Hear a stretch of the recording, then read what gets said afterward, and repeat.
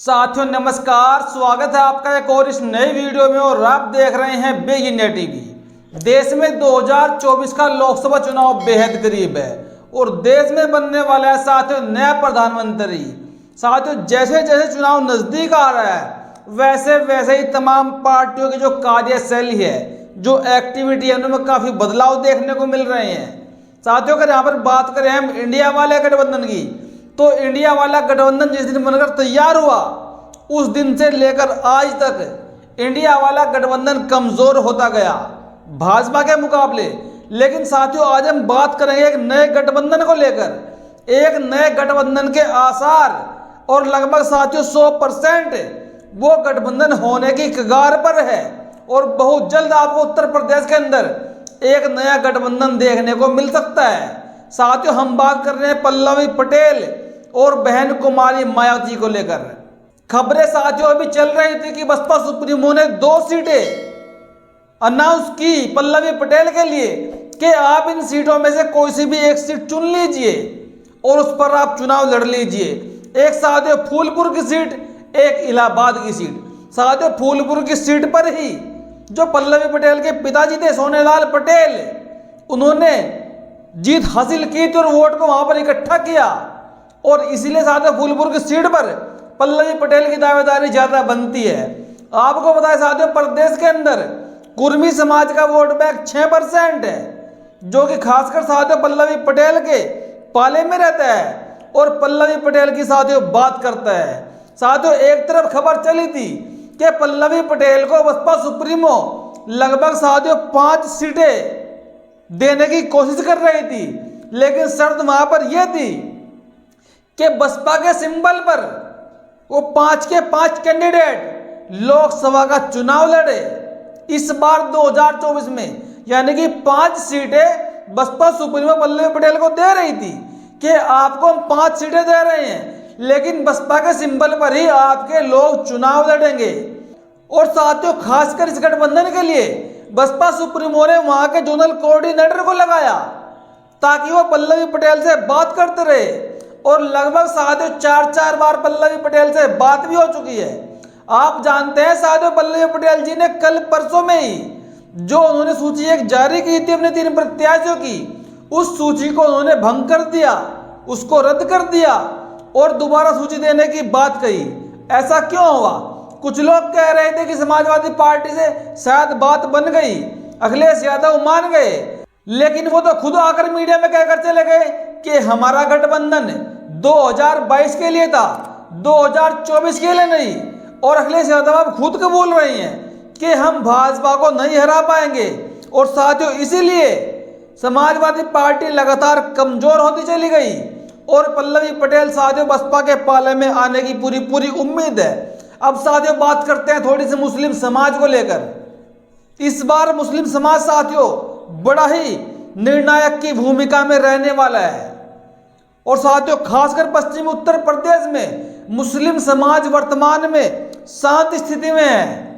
वो अभी कुछ नहीं बोल रहा, न तो वो समाजवादी पार्टी का नाम ले रहा, न तो वो बसपा का नाम ले रहा और न वो कांग्रेस का नाम ले रहा है। ऐसा क्यों? क्योंकि साथियों समाजवादी पार्टी से 4 बार धोखा खाने के बाद मुस्लिम समाज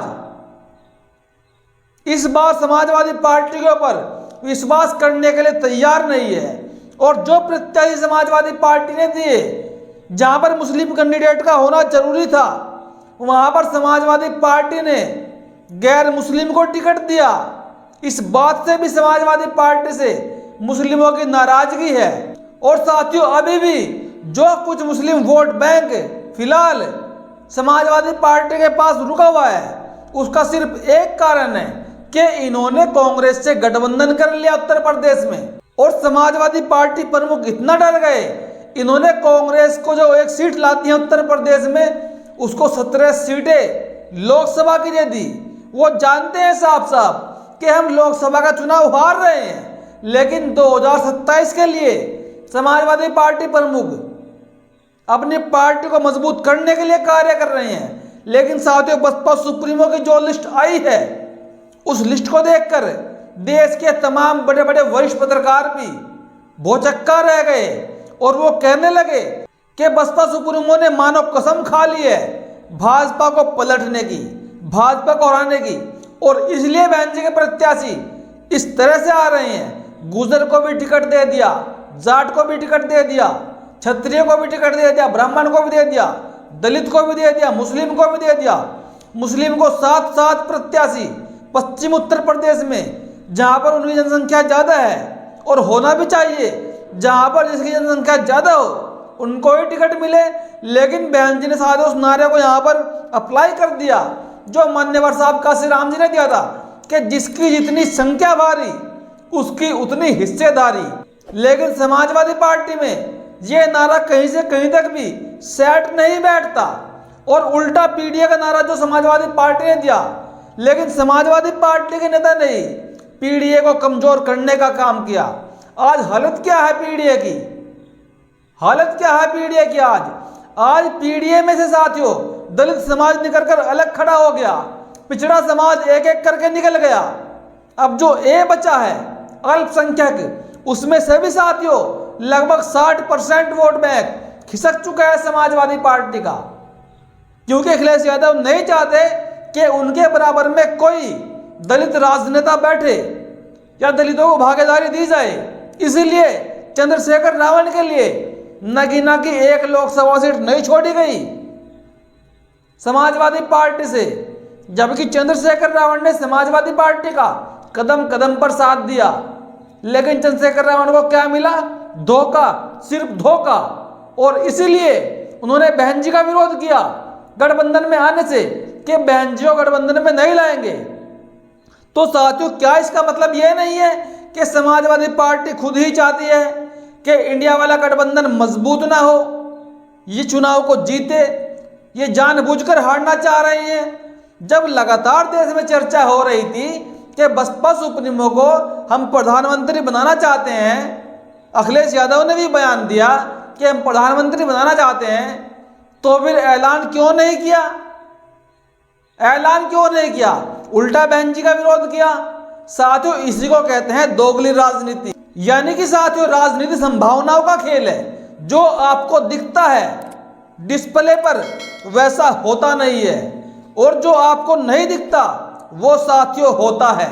और इसीलिए साथियों एक तरफ कह रहे थे यादव साहब कि बहन जी को प्रधानमंत्री का चेहरा बनाएंगे, लेकिन जब गठबंधन में आने की बात हुई, कांग्रेस ने जिक्र किया, तो साफ साफ समाजवादी पार्टी प्रमुख ने मना कर दिया, उनके चाचा रामगोपाल यादव ने मना कर दिया, और उल्टा बहन जी के ऊपर बीजेपी की बी टीम होने का आरोप लगाते गए। ये साथियों कब तक चलेगा? और एक तरफ साथियों स्वामी प्रसाद मौर्य को लेकर बड़ी खबर। स्वामी प्रसाद मौर्य जो कि साथियों पहले भी बसपा में 20-20 साल कार्य कर चुके हैं, बसपा में सांसद रह चुके, विधायक रह चुके, बड़े नेता रह चुके, नेता मंत्रिमंडल रह चुके। अब साथियों खबरें आ रही है कि समाजवादी पार्टी को उन्होंने छोड़ा, फिर उसके बाद पार्टी बनाई, लेकिन एक बार फिर स्वामी प्रसाद मौर्य बसपा में वापसी कर सकते हैं। क्योंकि साथियों आप देख रहे हैं कि स्वामी प्रसाद मौर्य ने अपना एक ही प्रत्याशी घोषित नहीं किया। क्यों नहीं किया?